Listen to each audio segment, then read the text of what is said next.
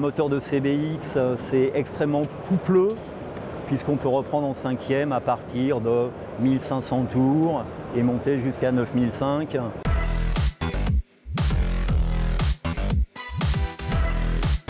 Une CBX, c'est d'abord un moteur.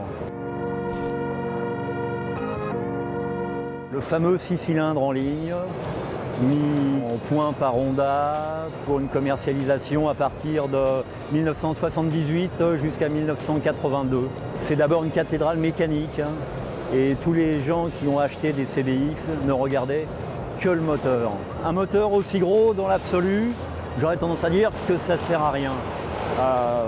Mais c'est la mise en avant par Honda de son savoir-faire technique à l'époque.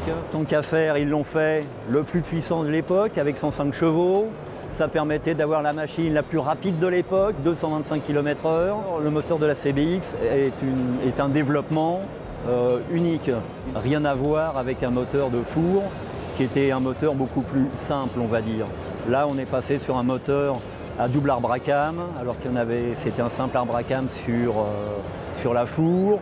Là, on a 4 soupapes par cylindre, alors que sur la 750 four, il n'y en a que 2. Un moteur de CBX, c'est extrêmement coupleux, puisqu'on peut reprendre en cinquième à partir de 1500 tours et monter jusqu'à 9005, sans à-coups, tout ça dans la douceur. Quand Georges Martin a vu la 1000 CBX avec ce 6 cylindres, il a la prétention, pour moi à juste titre, de dire que ses cadres sont les meilleurs. Il s'est dit, il me faut le meilleur moteur. Le meilleur moteur de l'époque, c'était fatalement le 1000 CBX. Et Georges Martin continue toujours à développer des cadres spécifiques pour la 1000 CBX. Donc c'est une histoire qui dure depuis 40 ans. Quand on achète une CBX, la cosmétique c'est une chose, mais un coup de peinture, un chromage, ça se fait facilement, on maîtrise facilement les coups. S'il faut refaire un moteur, s'il faut le faire ouvrir, il n'y a plus beaucoup de mécaniciens qui ont envie de le faire ou qui sont capables de le faire. L'histoire de la CBX s'étend sur 4 années. Les 2 premières années, 78-79, il y a eu les versions Roadster, donc sans carénage.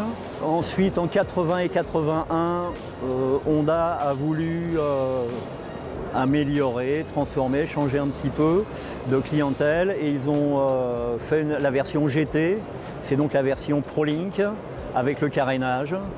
C'est la différence la plus visible pour un roulage beaucoup plus grand tourisme avec une protection. Tous les gens qui veulent acheter des 1000 CBX aujourd'hui s'orientent beaucoup plus vers les premières générations, les Roadsters, plutôt que sur les ProLink qui sont un petit peu les mal aimés, malheureusement. En France, il s'est vendu peu de CBX, 3700.